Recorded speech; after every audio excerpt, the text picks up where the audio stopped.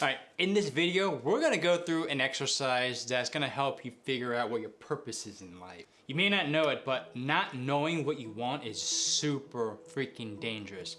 Alan Watts is a philosopher who died in like the 1970s. I wanna share with you what he talked about when it comes to just chasing money as your goal.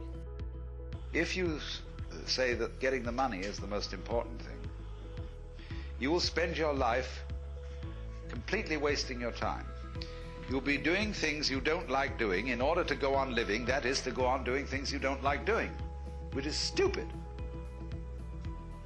Better to have a short life that is full of what you like doing than a long life spent in a miserable way.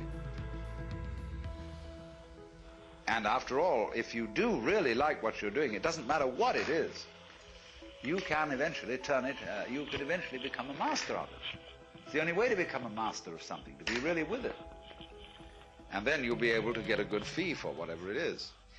Okay, how do you figure out what you want? And this was a question that I struggled with because I didn't even know to ask myself this. What do I want? What's the end goal? When you're surrounded with your friends and your family and like your job and people around you who get a new car that makes you feel like you need to get a new car, or they get married and they move into a really nice house and you feel like you need to get married, and you feel like you start to compare yourself to everyone on social media that you know, or your coworkers or whatever, is really hard to take a step back and really analyze, like, am I going towards a goal that I want? Because you're spending all your time trying to keep up and race and keep up with like what everyone else is doing. Being unhappy is the sign. It's like, okay, we gotta do something. And then asking ourselves these tough questions and actually imagining what we want our life to be, that's the step. And this is what I wanna go over with you now in this video.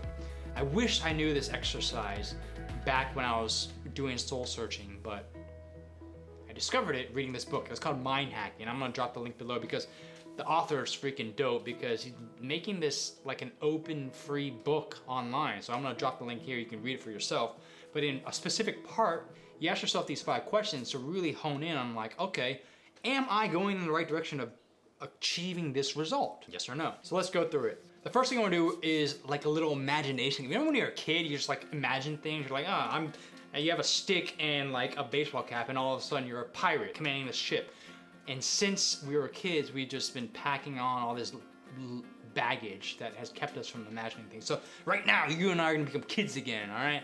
We're gonna put on our little pirate hat and start imagining things. So you're gonna do this with me right now. The first thing I want you to imagine is, I'm in the middle of a video. No, you stopped. I can't. I just want to go to the bathroom. Oh my god. This is what I have to deal with. Like, my dog's in here, my girlfriend's running to the bathroom. I can't YouTube in here. Okay, this is from the book Mind Hacking, and it's called The 5 Words Mind Game. And this is gonna help us answer 5 questions. The 5 questions are, what do we wanna feel? What do we want to do? What do we want to have? What do we want to give? And what do we want to be? Imagine, it's called the mood chip. Imagine that a group of biotechnology like scientists have discovered this chip, right? And this chip can make you feel like a boost of a certain emotion. This chip is put into your brain and it can just make you feel any type of emotion you want. It can treat anything from depression to ADD to insecurity, like anything. And so there's different versions of this chip. They're marketed with different names like happy, confident, calm, focused, ambitious, compassionate, empowered, decisive, positive. Now, you have money to buy exactly one of these chips. Just one, or just one chip. Which chip would you buy? Now think about this. Take a few minutes. Think about what chip you would surgically implant into your head to make you feel a certain way, and what would that feeling be? Now, on your phone, write 1, 2, 3, 4, 5, write it down. Write down what mood enhancer you want. At the end of this quiz, I'm gonna show you what I put, and then maybe our answers will match, and then we'll be mood buddies or whatever. So the next question is called the $50 million inheritance. Imagine like you have a long lost grandfather or aunt. Let's say an aunt, all right? And you never knew her, and she's super old, and for some reason, you're the last of her relatives. Anyways, you have 50 million that's coming to you from her will. Do you take a trip around the world? Do you try to set up some shelters for homeless people? Do you want to donate to universities? Do you want to buy a yacht and just ball out with some of your friends in the Mediterranean? Do you want to take your family to France? Think about, just imagine if you could have 50 million coming to you and you need to spend it, you can't keep it. Here comes my dog again. You need to spend 50 million. It's exciting. And it's not coming out of your own pocket, so I'll pay for it. What's one thing you would do? And you can take like a year or whatever to spend it, but like what's one thing you would do? Cool. Write it down. Write it down. The next thing is called the genie and the lamp.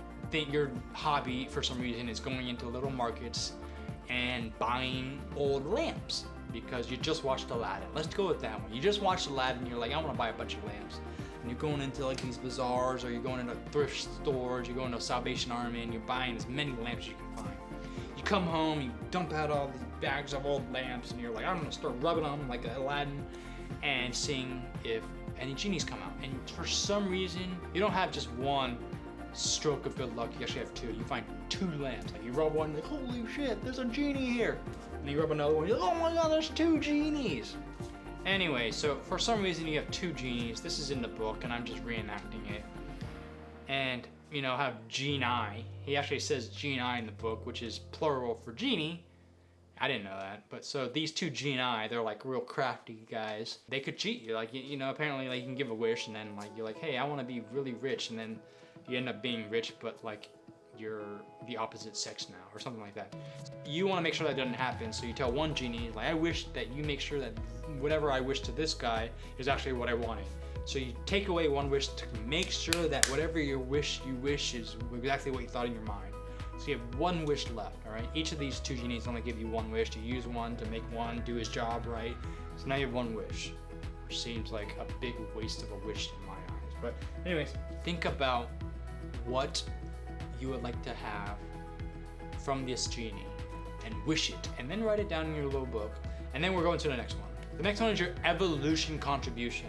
We're humans, we have evolved as people that want to be fulfilled and whatever. We want to grow and contribute and do something useful and fulfilling. What is the one thing that you would want to contribute to the world that makes it better? This ideally is something that you're passionate about. It could be even raising kids, or it could be creating beautiful music to make people feel a certain way, or creating movies. It could be anything. It doesn't have to be like, you know, you being like Mother Teresa or anything like that.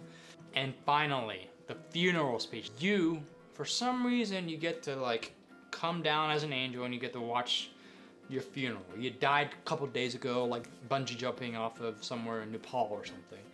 And you get to come down and check out your funeral. Close your eyes and think about one adjective that can describe you, that everyone's using at this funeral to describe you. Like, what is that one adjective? Is it that you made people laugh every time you're with them, or that you always put other people ahead of you, or that you were so successful you were able to make a lot of people a lot of money and do great things and end poverty? Like, what is it that you want to be remembered for? In the comments below, let me know what you came up with, your 5 words. I'd love to hear what you came up with, like what 5 things are at the core of what you see in your future and what you want to get out of life. Thank you for watching this video, and I'll see you in the next one.